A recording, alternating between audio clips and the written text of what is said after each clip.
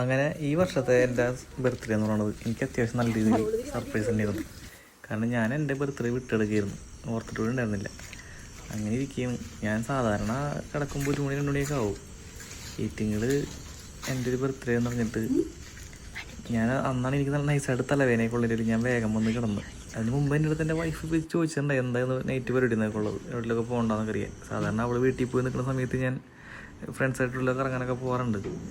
അപ്പോൾ ഇന്നത്തെ ദിവസം അവൾ വിളിച്ചു കഴിഞ്ഞപ്പോൾ എനിക്ക് വയ്യേക്ക് തലവേദനയാണ്, കാരണം ഈ വർക്ക് നോക്കാൻ പോയിട്ട് എനിക്ക് അത്യാവശ്യം തലവേദനയൊക്കെ ഉണ്ടായിരുന്നു. അങ്ങനെ ഞാൻ വന്ന് നൈസായിട്ടൊന്ന് കിടന്നുറങ്ങാന്നുള്ള രീതിയിൽ കിടക്കുമ്പോഴാണ് ഈറ്റുകളെ കൂടി കുറ്റിയും പറിച്ച് ഒരു കേക്കായിട്ട് എൻ്റെ വീട്ടിലേക്ക് ഒന്നാക്കണം. അങ്ങനെ അമ്മ നൈസായിട്ടൊരു വിളിച്ചെഴുന്നേൽപ്പിച്ച് ഫോണിമ്പിലൊന്നും വിളിച്ചില്ല, നൈസായിട്ട് വിളിച്ചെഴുന്നേൽപ്പിച്ചിട്ട് നൈസായിട്ടുള്ള പരിപാടിയായിരുന്നു ഇവരുടെ കേക്ക് മുറിക്കാനായിട്ട്. അതിനിടയ്ക്ക് അമ്മ ഈശ്വരനെ കണ്ടു കഴിഞ്ഞപ്പോൾ ഞെട്ടിപ്പോയി, കാരണം അവളെ ഞാൻ വീട്ടിൽ കൊണ്ടുവന്നാക്കിയതാണ്. അത് കഴിഞ്ഞ് നൈസായിട്ട് ഒരു കേക്ക് സെറ്റ് ചെയ്ത് കഴിഞ്ഞതിന് ശേഷം അമ്മനെ എന്നെ വിളിക്കാനേൽപ്പിച്ച്. അത് വേറൊന്നല്ല, ശ്യാം വിളിച്ചെന്ന് പറയാനായിട്ട്.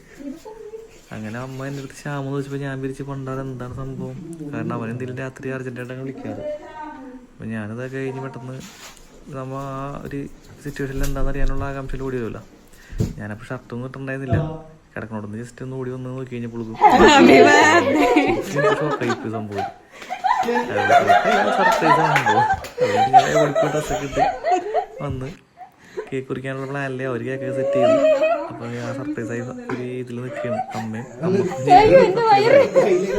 അങ്ങനെ ഞാൻ കേക്കിനോട് വർത്തമാനമൊക്കെ പറഞ്ഞ് നിന്ന്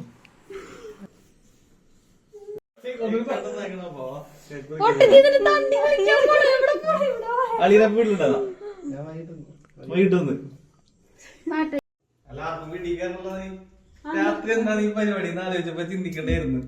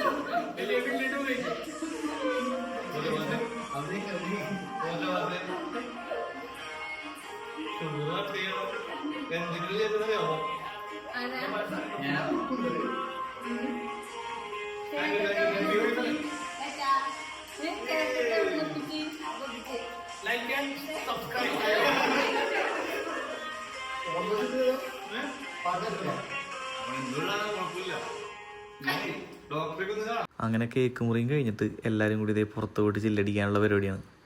വേറൊന്നുമല്ല, ചെറുതായിട്ടൊന്ന് ഫുഡ് മേടിക്കുക, എല്ലാവരോടും ഒന്നിച്ചിരുന്നൊന്ന് കഴിക്കുക, നൈറ്റ് ഒന്ന് എക്സ്പ്ലോർ ചെയ്യുക, അത്രേ ഉള്ളൂ അങ്ങനെ ഒരു പരിപാടി. അങ്ങനെ നേരെ വണ്ടിയൊക്കെ എടുത്ത് നേരെ ഞങ്ങൾ വിട്ട് നേരെ ഞങ്ങൾ എയർപോർട്ടിലേക്ക് വിട്ട് നെടുമ്പാശ്ശേരി എയർപോർട്ടിൽ പോയിട്ട് അവിടെ നിന്ന് ഏതെങ്കിലും ഹോട്ടലിൽ നിന്ന് ഫുഡ് മേടിക്കുക, വഴിയിൽ വെച്ച് കഴിക്കുക, ഇതായിരുന്നു ഞങ്ങളുടെ പ്ലാൻ. അങ്ങനെ ഫുഡൊക്കെ മേടിച്ച് ഇതേ വണ്ടിയിൽ വെച്ച് ഞങ്ങൾ അതേ ബുക്ക് കാണിച്ച് കളിയാൻ കണ്ടില്ലേ. ഇനി നേരെ ഏതെങ്കിലും സൈഡാക്കുക, അവിടെ നിന്ന് ഫുഡ് കഴിക്കുക. അങ്ങനെ ഞങ്ങൾ ആ ഗോൾഫ് ക്ലബിൻ്റെ ഫ്രണ്ടിലാണ് ഒതുക്കി. ഇതേ വന്നാണ്ട പ്ലെയിനൊക്കെ ഒന്ന് പോകണണ്ട, ഇതൊക്കെയാണ് വൈബ്. അങ്ങനെ പ്ലെയിനൊക്കെ പോകുന്നത് നോക്കി എല്ലാവരും അവിടെ നിന്ന് ജസ്റ്റ് കുറേയൊക്കെ പറഞ്ഞിരുന്നു കുറച്ച് നേരം. നൈസായിരുന്നു സംഭവം. അത് കഴിഞ്ഞതിന് ശേഷം പാട്ടൊക്കെ വെച്ച് ഒരു അടിച്ചുപൊളിയൊക്കെ ഉണ്ടായിരുന്നു ഞങ്ങളുടെ.